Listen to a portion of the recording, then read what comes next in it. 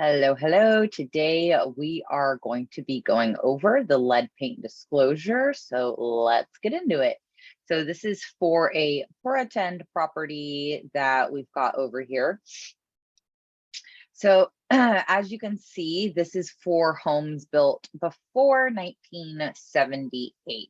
So under federal law, the seller of any residential real estate property that was built before 78 must disclose if there is any existence of lead-based paint hazards, or anything of these hazardous nature that they're aware of.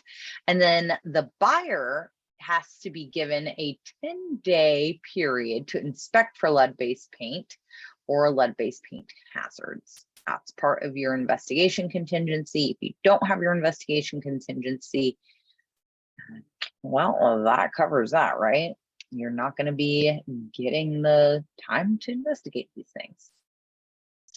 Alrighty, so the first three unnumbered paragraphs here, and here.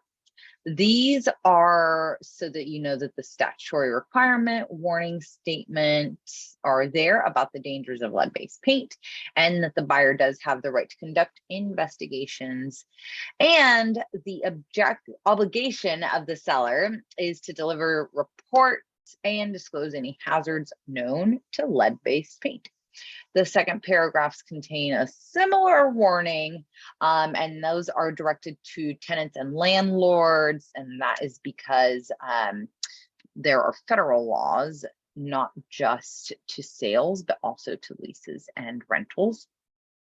Lastly, the third paragraph informs the reader that repair or renovation of lead-based paint hazards should only be done so by someone who is professionally aware of how to do these things. Righty.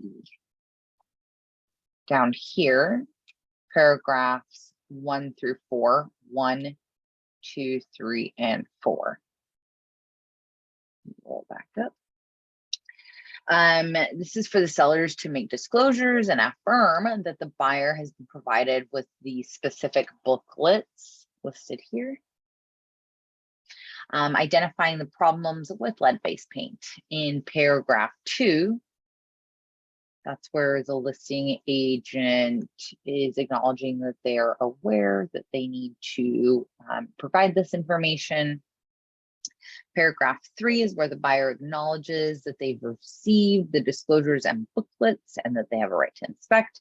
And lastly, paragraph 4 is for the buyer's agent to affirm that the seller has been informed of the federal obligations to acknowledge and disclose the disclosures provided.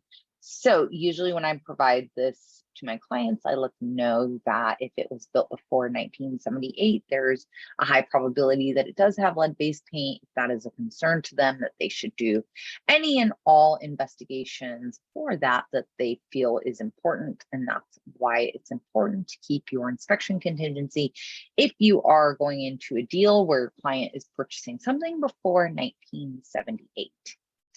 Hope this was helpful.